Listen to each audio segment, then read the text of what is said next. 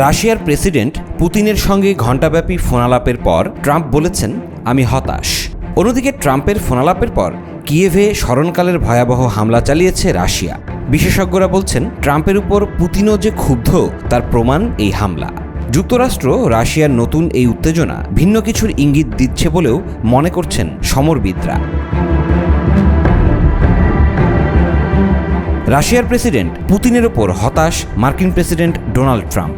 দুজনের মধ্যে ফোনালাপের পর এমন প্রতিক্রিয়া জানিয়েছেন তিনি। ট্রাম্পের ভাষ্য, ফোনালাপে তার মনে হয়েছে ইউক্রেন যুদ্ধ থামাতে চান না পুতিন। দুই নেতার এই ফোনালাপের কয়েক ঘন্টা পরেই ইউক্রেনে ব্যাপক ড্রোন ও ক্ষেপণাস্ত্র হামলা চালিয়েছে রাশিয়া। ট্রাম্প ও পুতিনের মধ্যে প্রায় ঘণ্টাব্যাপী ফোনালাপ হয়। ওয়াশিংটন থেকে আইওয়া অঙ্গরাজ্যের দিকে যাত্রা শুরুর আগে ফোনালাপের বিষয়টি সাংবাদিকদের জানান তিনি। পুতিনের সঙ্গে আলাপের পর এদিনই ইউক্রেনের প্রেসিডেন্ট জেলেনস্কির সঙ্গেও ফোনালাপের পরিকল্পনা ছিল ট্রাম্পের। বান্ডেল থাকলে প্রতি সেনমানিতে টাকা বাঁচবে। বিকাশ সেনমানি বান্ডেল কিনে জিতুন প্রতি লেনদেনে। সাংবাদিকদের ট্রাম্প বলেন, প্রেসিডেন্ট পুতিনের সঙ্গে যে আলাপ হয়েছে তা নিয়ে আমি খুবই হতাশ, কারণ আমি মনে করি না আলাপে তার মন ছিল, আর আমি খুবই হতাশ হয়েছি। আমার মনে হয় না তিনি রাশিয়া ইউক্রেন যুদ্ধ থামাতে চাচ্ছেন। এটি খুবই খারাপ একটি বিষয়। তাদের সঙ্গে আলোচনায় কোনো অগ্রগতি হয়নি।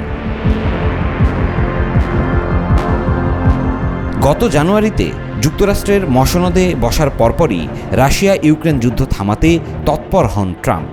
এ নিয়ে মস্কো ও কিয়েভ দুই পক্ষের সঙ্গেই দফায় দফায় আলোচনা করেছে মার্কিন প্রতিনিধি দল। তবে যুদ্ধবিরতির বিষয়ে কোনো অগ্রগতি আসেনি। এমন পরিস্থিতিতে যুদ্ধবিরতিতে যাওয়ার জন্য পুতিনকে চাপ দিতে ট্রাম্পের প্রতি আহ্বান জানিয়েছেন অনেকে। ট্রাম্প পুতিন ফোনালাপের বিষয়টি নিশ্চিত করেছে মস্কো। ইউক্রেনে যুক্তরাষ্ট্রের কিছু অস্ত্রের সরবরাহ স্থগিত করা নিয়ে আলাপে কোনো কথা হয়নি বলে জানান পুতিনের সহযোগী ইউরু উশাকভ। এ নিয়ে ট্রাম্প বলেন, ইউক্রেনে অস্ত্র সরবরাহ পুরোপুরি স্থগিত করা হয়নি।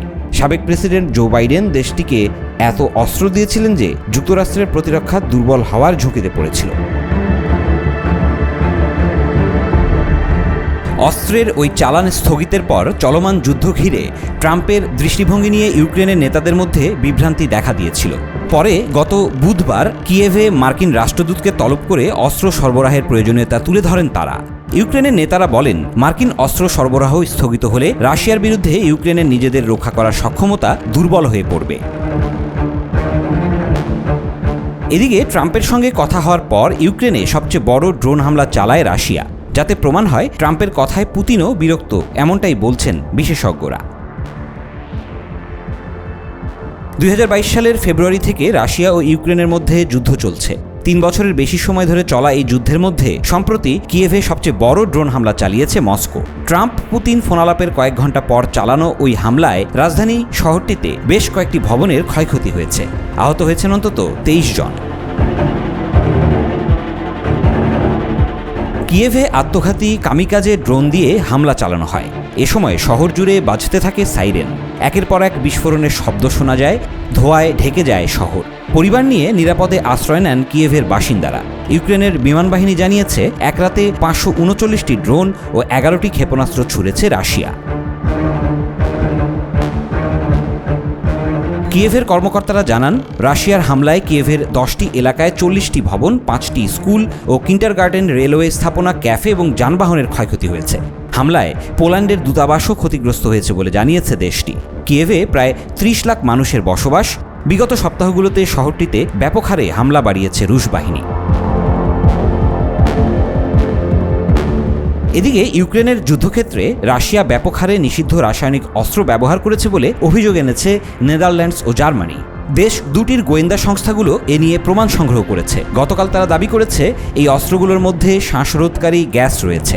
পরীক্ষা থেকে ইউক্রেনের সেনাদের বের করতে এই গ্যাস ব্যবহার করা হয়। পরে তাদের গুলি করে হত্যা করা হয় বলে দাবি তাদের। এমন অভিযোগ এনে রাশিয়ার বিরুদ্ধে আরও কঠিন নিষেধাজ্ঞা দেওয়ার আহ্বান জানিয়েছেন নেদারল্যান্ডসের প্রতিরক্ষা মন্ত্রী রুবেন ব্রেকেলম্যান্স। তিনি বলেন, কয়েক বছর ধরে পর্যবেক্ষণ করে দেখা গেছে যুদ্ধক্ষেত্রে রাশিয়ার রাসায়নিক অস্ত্র ব্যবহার দিন দিন আরও বিস্তৃত হচ্ছে এবং তা সাধারণ একটি বিষয়ে পরিণত করা হচ্ছে। এটি উদ্বেগের। রাশিয়ার বিরুদ্ধে ইউক্রেনের যুদ্ধক্ষেত্রে প্রথম রাসায়নিক অস্ত্র ব্যবহারের অভিযোগ এনেছিল যুক্তরাষ্ট্র। ওই রাসায়নিকটির নাম ক্লোরোপিক্রিন। দাঙ্গা দমনের জন্য আইনশৃঙ্খলা রক্ষাকারী বাহিনী যে গ্যাস ব্যবহার করে তার চেয়ে এটি বেশি বিষাক্ত। ক্লোরোপিক্রিন প্রথম ব্যবহার করা হয়েছিল দ্বিতীয় বিশ্বযুদ্ধে। ইউক্রেনে ক্লোরোপিক্রিনের মজুত রয়েছে বলে অভিযোগ এনেছে মস্কো। রাশিয়ার পররাষ্ট্র মন্ত্রণালয়ের মুখপাত্র মারিয়া জাখারোভা বলেছেন, ইউক্রেনের পূর্বাঞ্চলে দেশটির সামরিক বাহিনীর বিস্ফোরক মজুত রাখার স্থানে ক্লোরোপিক্রিন সংরক্ষণ করতে দেখা গেছে।